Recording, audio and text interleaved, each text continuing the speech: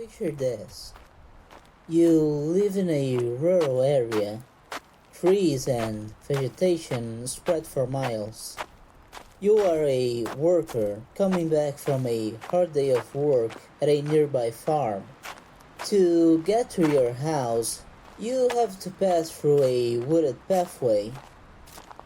It's late dusk, the sun is almost down, and it's kinda hard to see, so you have your lamp out. All you can hear around you are your own footsteps, the wind passing through the trees, the birds, and the insects. As you walk through the path, you notice something. A patch of trees that looks odd.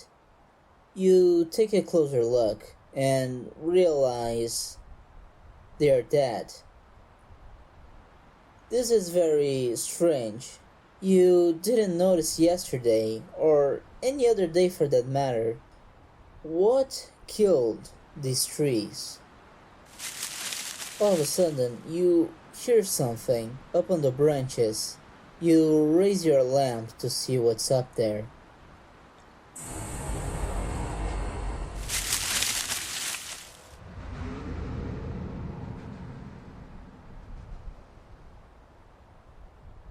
You stay there, frozen, due to the shock of what you just saw. Did you really see that? Was that a trick of the light, perhaps? Or are you losing your mind?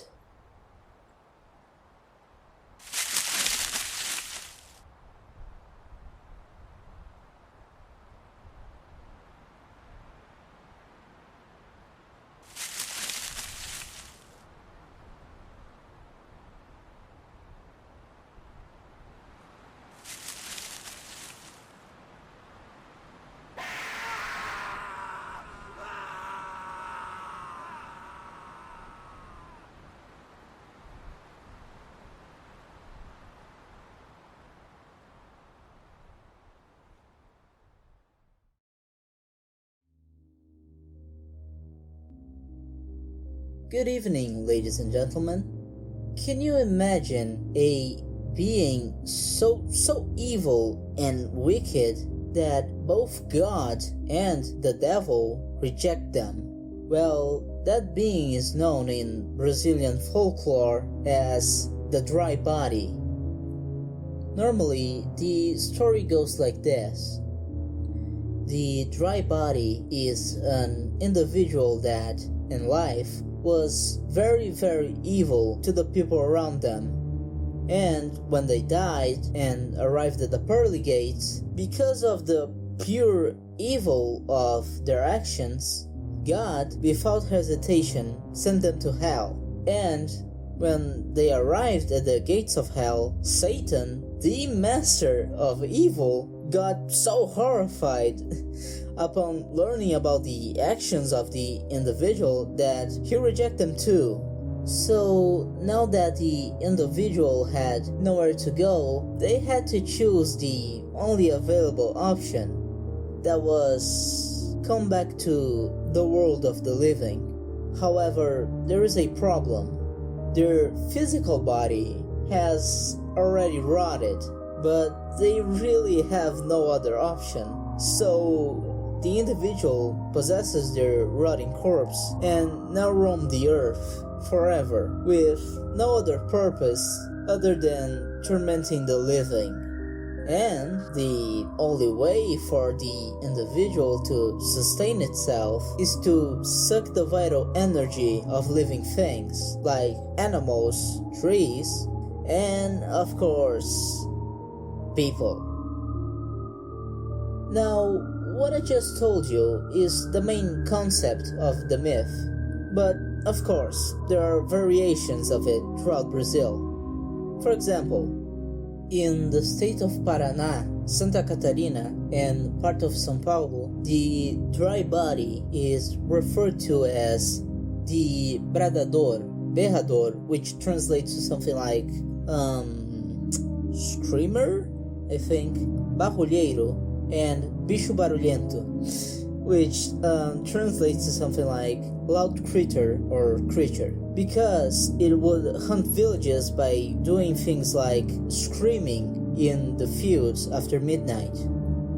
In the town of São Luís do Paraitinga, there is a story that depicts the dry body as an evil man who refused to give money to a group of friars that were asking him for money, and then he proceeded to attack the friars.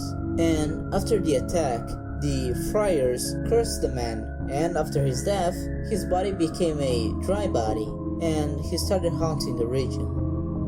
As with all urban legends, there is a possible origin story to this one.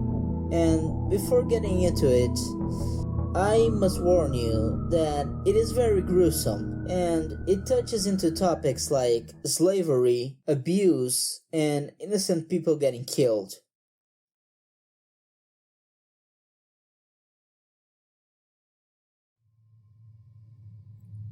In the 1700s, there once was a very wicked man, a slave owner known as Miguel Antonio. Antonio was a very rich man. He owned a lot of land, slaves, and gold. Gold was the reason why Antonio was so rich. You see, in the 1700s, gold deposits were discovered in the city of Registro, located in the state of São Paulo. Of course, many people tried to get their hands on some gold, and among these people, one terrified all of them. His name was Miguel Antonio. Antonio was a very greedy, evil, and opportunistic man, stepping over anyone who crossed his path. That's how he climbed his way to fortune, by being an absolute asshole. After getting rich, Antonio bought a lot of property and built a farm. He was considered the most rich and successful farmer of the region. At some point in time, the gold, the fortune, all of that really got into Antonio's head, to the point where he started to lose his mind and isolate himself from others. Antonio's downward spiral got so bad that his own family had to run away from the farm with nothing but the clothes they were wearing. Antonio was so evil, he didn't let them take anything. Now it was just Antonio, his fortune, his workers, and slaves. Throughout the years, Antonio only sunk deep into his madness and became more and more wicked and greedy. Everybody feared Antonio. The stories about all of the abuse that occurred in his farm spread far in the region. Being one of Antonio's slaves was practically a death sentence. Any small mistake, any failure, even suspicion, and Antonio would kill you. It is told that when the slaves were too old to work, Antonio would make them take a bag of gold to a riverside.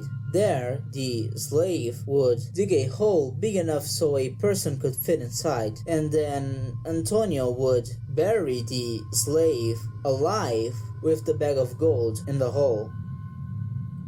In my opinion, the most gruesome story about Antonio is that one time Antonio had so much gold that he didn't really know how to hide all of it.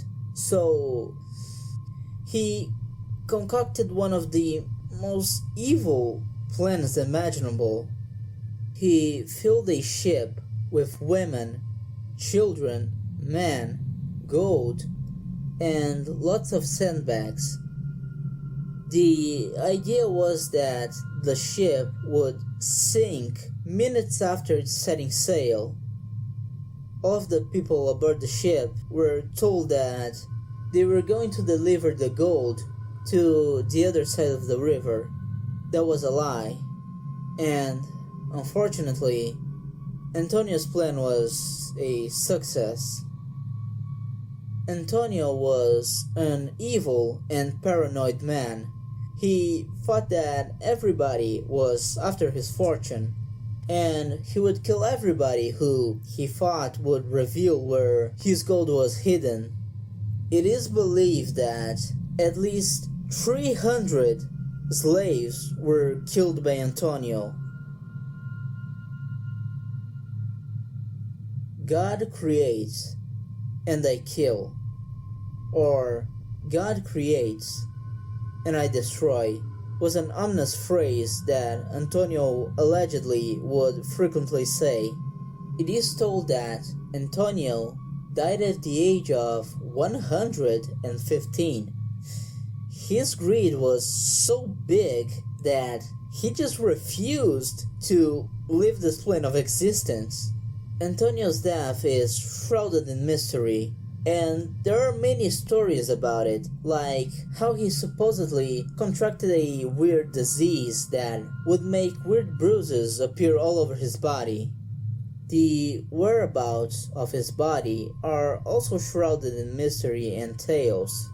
One of them tells that right before his funeral, his slaves, in an act of revenge, stole his body to perform a cursing ritual against his soul.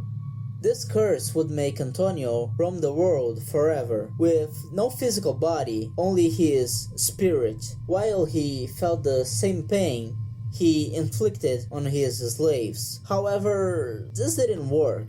Antonio, after being sent to heaven and being rejected by God, and being sent to hell and being rejected by Lucifer, had his soul sent back to earth. Well, just like the slaves wanted, right?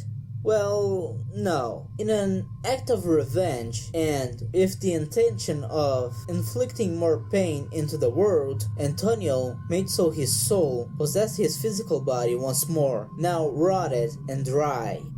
Antonio now forever roams the earth, terrorizing everyone he comes across, sucking their blood and vital energy to sustain himself.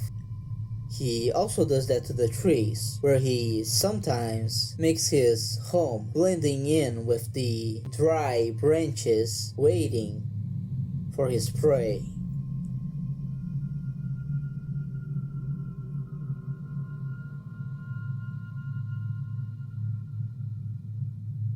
What I just read you is based on one of the stories contained in the book Pra Quem Acredita em Fantasmas, which translates to For Those Who Believe in Ghosts, by Brazilian author Dino Menezes. I believe in the book it's called A Verdadeira História da Lenda do Corpo Seco, which translates to The Real Story of the Dry Body. I'm not sure if there are translations of this book to other languages.